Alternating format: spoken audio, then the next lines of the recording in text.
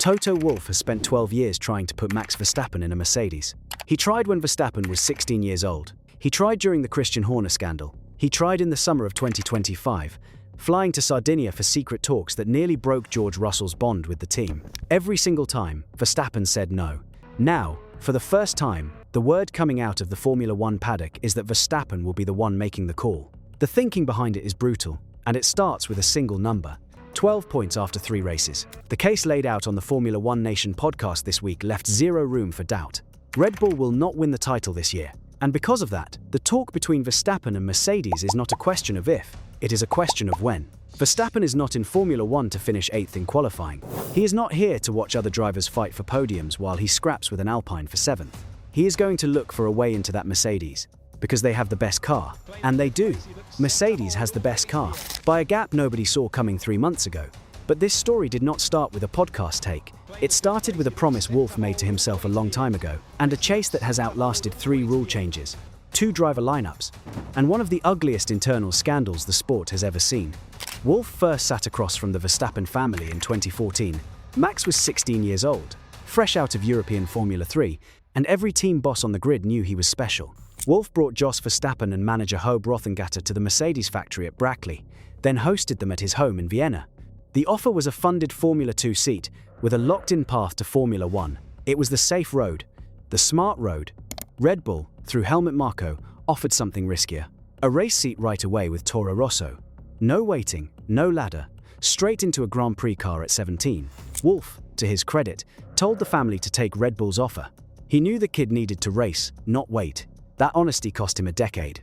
The next real push came after Lewis Hamilton shocked the world on the first day of February 2024, using a release clause in his Mercedes contract to join Ferrari. Overnight, the most wanted seat in Formula One was empty. Wolff did not pause. Within weeks, at the Saudi Arabian Grand Prix, the message was public. There is not a team on the grid that would not do handstands to sign Verstappen. The 4-time champion took it as a kind word. The respect between the two camps had always been there. That spring and summer, with Red Bull swallowed by the Horner probe and fights behind closed doors, Wolff held meetings with Jos Verstappen and manager Raymond Vermeulen. He flew to sit-downs. He made calls. He put numbers on the table that, even by Formula One standards, were massive. The odds were 10-1 against, and Wolff knew it, but he would not let go. They agreed Verstappen would not come for 2025. Mercedes signed Kimi Antonelli instead, but the message from Brackley was clear. The door to Verstappen joining Mercedes in 2026 or beyond stayed wide open. The door did not close. It blew open again in the summer of 2025, and this time it nearly swallowed everything. At the Austrian Grand Prix, Russell let slip that Mercedes had ongoing talks with Verstappen. That single sentence blew up in the paddock. Cameras tracked Verstappen's private plane landing in Sardinia, where Wolff was on holiday. Word spread that a war chest had been put together in Monaco between Wolff, Jim Ratcliffe of Ineos, and Mercedes chief Ola Kalinius to cover the wage demands. Reports came through that talks had heated up ahead of the British Grand Prix. Kalinius himself, at the Spanish Grand Prix, made no effort to hide his interest, openly noting that Verstappen would look good in silver. Russell, meanwhile, was angry. At a press event during that same Austrian weekend, he pushed back hard. The question of why everyone was talking about replacing him when he was beating his teammate every weekend cut through the careful noise. The wider paddock view was that Russell was being hung out to dry while Mercedes played both sides. By the Hungarian Grand Prix on July 27, 2025, Verstappen shut it down in public. The results-based exit clause in his Red Bull contract needed him to be outside the top 3 at the summer break to trigger a free exit. He sat safely in 3rd. The clause was dead for 2025, but the mood from Brackley was telling. The Mercedes view was that there was a 50% chance the timing would never line up, and a 50% chance the two sides would race together at some point. Those are not the words of a team that has moved on. By December 2025, what everyone already knew became public. The talks had been real, they had been friendly, and they had been open. What happened next made everything worse for Red Bull. The 2025 season ended, with Verstappen losing the title to Lando Norris by just 2 points at the Abu Dhabi Grand Prix. 2 points. After 4 straight titles, the crown slipped away in a season where Verstappen dragged a fading car to 421 of Red Bull's roughly 450 total points. He outdrove the machine all year. He put in what many call the best single season of his career, and it still was not enough. That result told the paddock 2 things. First, Verstappen is still driving at a level nobody else can touch. And second, the team around him can no longer give him the tools to do what he does best. Red Bull doubled down on their homegrown engine project for 2026. The whole team shifted to the new rules, trusting that a clean slate would reset the pecking order in their favor. It did not. Now fast forward to April 2026, and this is where the same story, told for the 12th year running, finally has different math underneath it. Max Verstappen sits 9th in the Formula 1 World Championship. He has 12 points. His teammate Isaac Hadjar has 4. Red Bull, as a team, has 16 points total. Mercedes has 135. That is a 119-point gap after 3 races. Kimi Antonelli, the teenager Wolff signed when Verstappen said no, leads the title race with 72 points. George Russell sits second with 63. The Mercedes W17 has won every single race of the 2026 season. The rule change that arrived this year is the biggest in a generation, a 50-50 split between the normal engine and electric power. Active wings replacing fixed ones, 100% green fuels, a new boost mode system replacing the drag reduction system. Every team started from zero, and Mercedes, running an engine built at their Brixworth plant, looks to have matched the head start they built when the hybrid era kicked off in 2014. Before the season even began, word from inside the team was that Mercedes engineers were feeling the same kind of edge they had when they swept the board under the last major engine rule change. The early results back it up. Russell won the season opener in Australia. Antonelli won in China and Japan back-to-back, becoming the youngest title leader in Formula 1 history at 19 years and 216 days. That broke Lewis Hamilton's record from 2027 by nearly 3 years. Mercedes locked out the front row in Melbourne and has crushed practice sessions at every track. Team points gap already stands at 135 to Ferrari's 90. Ferrari can fight on certain weekends, but they cannot match Mercedes on raw speed week after week. McLaren, the team that won the 2025 team title, has been slow to adjust and sits on 56 points. The pecking order is clear: Mercedes first, then daylight. Russell's 2025 season matters here. He took 2 wins, 9 podiums, and 319 points. He was the only driver besides Verstappen to beat the McLarens to race wins. He earned that seat. He proved himself as a team leader after Hamilton left. And now, heading into the summer of 2026, he might lose that seat to the same driver whose shadow has followed him for 3 years. Red Bull, by contrast, is running their first homegrown engine. Red Bull Powertrains, with Ford as a partner, built an engine from the ground up after Honda left. The results have been terrible. In Australia, Verstappen crashed in the first qualifying session, started 20th, clawed back to 6th, and finished 54 seconds behind Russell. His team radio caught the anger. The battery was nearly empty. The charging system was failing. In China, he qualified 1.7 seconds off Russell's sprint pole time, and the message back to his crew was damning. The car was undrivable. Nothing about it was working together. He had never dealt with anything this bad. He retired with a cooling system failure. At Suzuka, he was knocked out in the second qualifying session for the first time since 2015. He started 11th. He finished 8th. He could not pass Pierre Gasly's Alpine in the closing laps and waved at the Frenchman with a mocking salute as the flag fell. After Japan, something shifted. The anger gave way to something colder. The word Verstappen used was beyond frustrated. When a reporter offered the word giving up, he took it. Maybe that is the right word, but that is clearly not good. Then came the line that landed like a bomb in the paddock. There are life choices to make. A lot of stuff to figure out on a personal level. Life in here, with a wave toward the Formula 1 paddock around him. If you have been watching this channel, you already know how Red Bull got here. But the speed of the fall still matters, because it explains why the Verstappen-Mercedes talk feels different this time. Adrian Newey, the greatest car designer in Formula 1 history, said he was leaving on the 1st of May, 2024, and joined Aston Martin in February 2025. Christian Horner, team boss for 20 years, was fired on July 9, 2025, and left with a payout worth £75 to £80 million. Helmut Marko, Verstappen's guide, and the man who found him as a teenager, walked away in December 2025 after clashes with the new Red Bull bosses. Sporting chief Jonathan Wheatley left for Audi. Strategy head Will Courtenay went to McLaren. Top engineer Rob Marshall went to McLaren.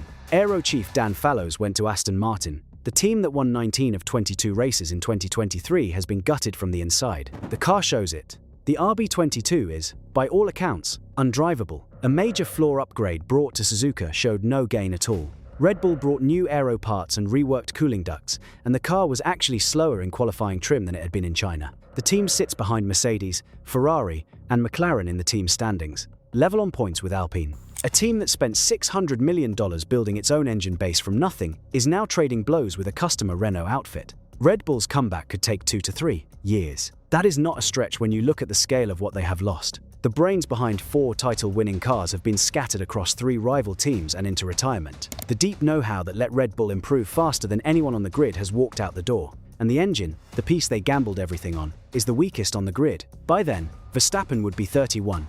For a driver who has openly talked about quitting before he turns 35, that timeline does not work. And this is where the exit clause becomes the most important detail in Formula One right now. Verstappen's Red Bull contract, signed in 2022, runs through the end of 2028. On paper, it is the longest deal in the sport's history. In practice, it is a chain of escape hatches built into the fine print. The first clause, tied to Helmut Marko staying at the team, was cut in December 2024. The 2025 results clause needed Verstappen to be outside the top 3 at the summer break. He was third. It did not kick in. The 2026 clause is different. Verstappen can walk away on his own if he is not at least second in the title race at the summer break. Second, not third, not top 5. Second, he is 9th, 60 points behind the leader. The clause looks almost certain to kick in, and if it does, Verstappen walks away from Red Bull owing nothing. No buyout, no payout. Free to sign wherever he wants. The thinking behind all of this is sharp. If you are running Mercedes, you have a chance to sign Verstappen. You have the threat of other teams catching up. Your built-in edge at the start of this year is only going to get smaller. You cannot look away from the fact that a 4-time world champion is looking for a way out. That matters. This is not about Mercedes needing to chase Verstappen. It is about Mercedes not being able to afford to look the other way. The rule change head start, like every head start in this sport's history, will fade. Ferrari already sits second in the team standings with 90 points, and Charles Leclerc has been fast at every round. McLaren, the 2025 champions, are finding their feet. The window for Mercedes to lock in the best driver in the world, alongside the best car in the world, is not forever. It is getting smaller with every race. Which brings us to the person nobody in this talk wants to bring up, George Russell. Russell's contract has a built-in weak spot that looks more and more planned. Mercedes said in October 2025 that Russell and Antonelli would carry on for 2026. But the deals are not equal. Russell's contract has a results-based 1+1 setup. If he hits certain targets, a renewal for 2027 locks in on its own. Antonelli, by contrast, is tied down through 2029. That gap, Russell locked in only through 2026, with a maybe on 2027 versus Antonelli's long-term deal, is widely seen as Mercedes keeping the door open for exactly this. The echo of the 1996 Williams story is hard to miss. A driver can win the title and still lose his seat if the team picks a bigger name.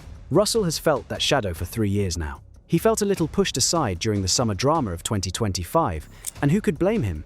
The Austrian Grand Prix press event, where Russell openly asked why everyone was talking about his replacement when he was beating his teammate every weekend, stays one of the most tense moments of the whole saga. Now picture that same strain playing out behind the scenes while a title fight is going on.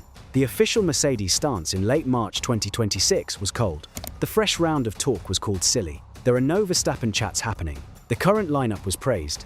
Russell was called welcome for the next 10 years. But the paddock has learned to read Mercedes' pushback with a grain of doubt. This is the same team that talked about what the word flirting even means at Austria in 2025. People talk. People look around. That is the way things work at Brackley, no matter what the public line says. The twist that nobody can look past is that Verstappen is already in a business deal with Mercedes. In January 2026, his GT3 racing team linked up with Mercedes-AMG to form Mercedes-AMG Team Verstappen Racing. It is a sports car deal, not a Formula One contract, but it means Verstappen's name is already printed next to the 3-pointed star. The ties between the Verstappen camp and the Mercedes brand are deeper than they have ever been. So, where does this actually go? The podcast take was strong, but the wider paddock mood has shifted even further. The voices closest to this story have tracked it for years. During the 2025 summer talks, the main view was that Russell was being treated badly and that Mercedes was playing a risky game. Now, in 2026, the tone has changed. Verstappen is widely seen as a once-in-a-lifetime talent with the whole grid open to him, but the patience is running thin. The growing feeling is that Verstappen needs to either stick with Red Bull or make the jump. The middle ground is running out. The bluntest take out there is that Red Bull has already lost him. Verstappen will want to be at Mercedes next year. The talks have already begun. The odds of Verstappen staying at Red Bull past 2026 are seen as very slim by most paddock insiders. The 2026 title fight is more and more viewed as Mercedes versus Ferrari, with Red Bull nowhere close. There is even a line of thinking that putting Verstappen and Russell together at Mercedes would be the most thrilling driver pairing the sport has seen in a decade, with Antonelli rather than Russell being the one pushed out if Verstappen shows up. And then there is the bigger chess match. Mercedes flatly denies any talks. The current lineup gets public praise. Russell is called a long-term pillar, but the paddock remembers the Austrian Grand Prix in 2025. People talk. People look around. When the team that has spent 12 years chasing Verstappen swears there are no talks, the paddock reads it as there are no talks yet. The third option is real, and it is the one that sets this apart from any normal driver market story. Verstappen became a father in May 2025. He has called the 2026 rules Formula E, on steroids and anti-racing. After Suzuka, the honest take was that the way he has been pushing himself to give 100% is not healthy. He has a GT3 team. He has a life outside the paddock. He does not need the money. Walking away at 28 with 4 world titles would be stunning by any measure. Sebastian Vettel did it at 35 with 4 titles and felt free. Nico Rosberg did it at 31 with 1 title and never looked back. Verstappen at 28 with 4 would be the biggest early exit in the sport's history. But the fire that made him a 4-time champion is the same fire that makes sitting 9th unbearable. Verstappen is not in Formula 1 to finish 8th in qualifying. He is not here to watch other drivers fight for podiums while he cannot get past an Alpine. A driver who once told his team to leave him alone because he knew what he was doing mid-race does not simply accept watching Pierre Gasly's Alpine pull away from him on the Suzuka straight. Everything about Verstappen's career, every choice he has ever made, points toward wanting to win.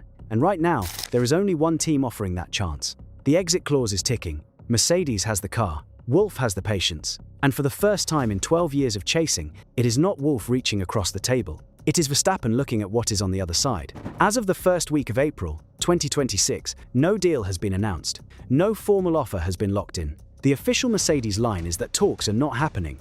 Verstappen's stance is that he is thinking about everything. Red Bull insists he will retire in their colors. The Miami Grand Prix is next on the calendar. The summer break and the clause deadline is 11 races away. This story is not over.